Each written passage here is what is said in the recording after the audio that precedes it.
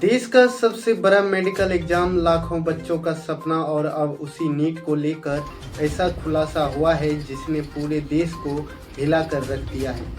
क्या सच में नीट का पेपर लीक हुआ था? क्या हजारों मेहनती छात्रों के भविष्य के साथ खेला हुआ? और सबसे बड़ा सवाल, अगर पेपर लीक हुआ तो आखिर जिम्मेदार कौन है? तुम्हारी सिस्टम से लड़ाई no, it's you with the system. नमस्कार, मैं हूं गौरव झा और आज हम बात करेंगे उस नीट विवाद की जिसने छात्रों और अभिभावकों और पूरे शिक्षा सिस्टम पर बड़े सवाल खड़े कर दिए हैं। 3 मई 2026 देश भर में लाखों छात्र नीट की परीक्षा देने पहुंचे। किसी ने गांव से सफर किया, किसी ने सालों तक कोचिंग की, तो किसी ने अपने परिवार के सपनों का बोझ लेकर परीक्षा हॉल में कदम रखा। लेकिन एग्जाम खत्म होने के कुछ ही दिनों बाद सोशल मीडिया पर एक गैस पेपर वायरल होने लगा। पहले लोगों ने उसे अफवाह समझा, लेकिन फिर जो सामने आया उसने हर किसी को चौंका दिया।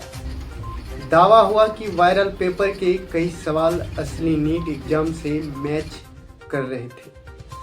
कहा गया करीब 120 सवाल केमिस्ट्री से मिल रहे हैं और कुल मिलाकर लगभग 600 मार्क्स तक के प्रश्न मैच हो सकते हैं। बस यहीं से शुरू हुआ देश का सबसे बड़ा शिक्षा पेपर लीक नहीं हुआ है, कराया गया है। छात्रों ने स्पष्ट हम बता देते हैं, ये पेपर लीक नहीं है, इस पेपर को लीक कराया गया है। मीडिया पर रीनेट ट्रेड करने लगा और फिर मामला पहुंचा जांच एजेंसियों तक।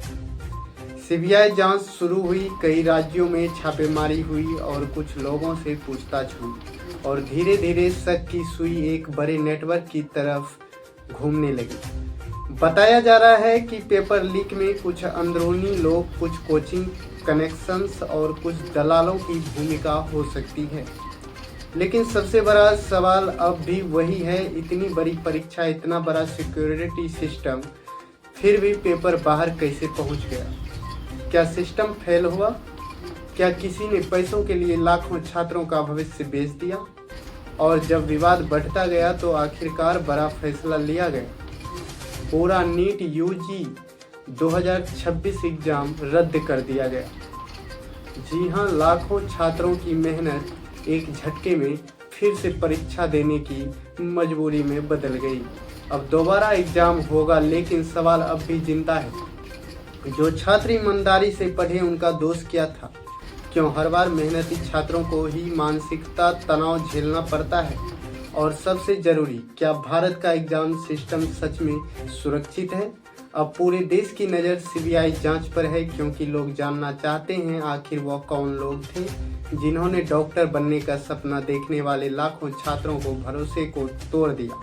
फिलहाल जांच जारी है, गिरफ्तारियां हो रही हैं और आने वाले दिनों में कई बड़े नाम सामने आ सकते हैं।